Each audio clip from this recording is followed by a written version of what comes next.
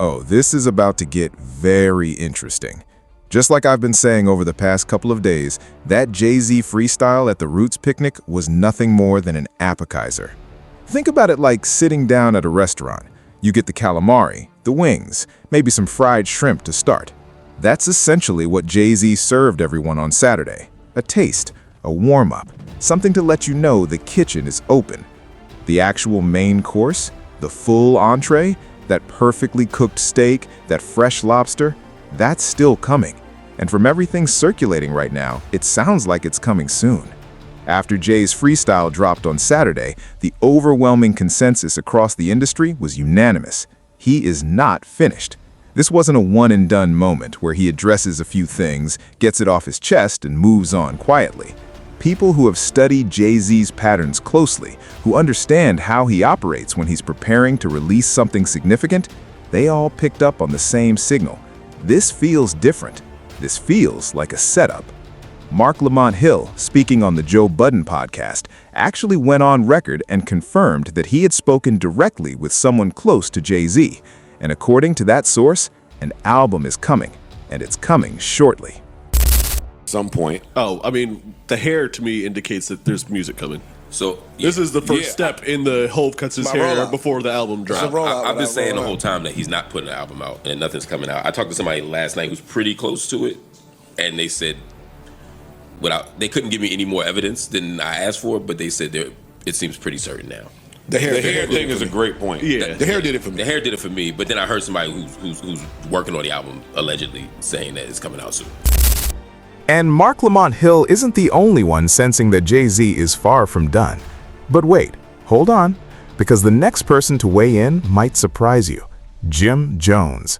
That's right, of all people, someone widely known for his close relationship with Drake went on his own platform yesterday and sent a direct warning to everyone who got named in that freestyle, Drake, Dame Dash, and the rest, putting them on notice that Hov has more on the way.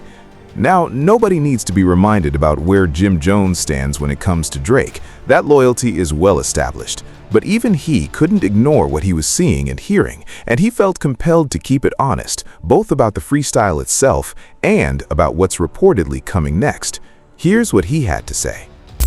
Headline an anniversary 3-night concert at Yankee Stadium over the summer. Well, Jim, you were out there. You didn't get to see the show, but you saw the didn't aftermath. get to see the show. I saw the aftermath. I've heard about it. Shouts to Hov. You know, Hov is the GOAT, and I would say Drake is a GOAT also. But Hov is the super GOAT. You heard? It's GOAT. GOATs is funny, so I always want to see where I'm at with this. But Hov is ultimately the greatest of all time for what he's accomplished, from where he started to where he's at. He's always set the barrier.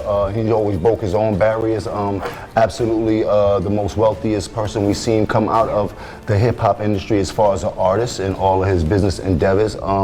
He's married to the most powerful woman in the world. He has put on an absolute phenomenal, legendary run for us. And I think that him coming out on stage at the Roots picnic was absolutely incredible. I will say this, out of everything I've heard. From my experiences and seeing him engage throughout the years, he spared them a little bit. Oh, absolutely. People were trying to decipher all these type of things, but the freestyle was absolutely dope. Right. But even with that, for me, knowing what he has done and how he spared them lightly with the flow. He didn't even hit them with too much of the but he still managed to obliterate a lot of people into whatever. But let's see what happens.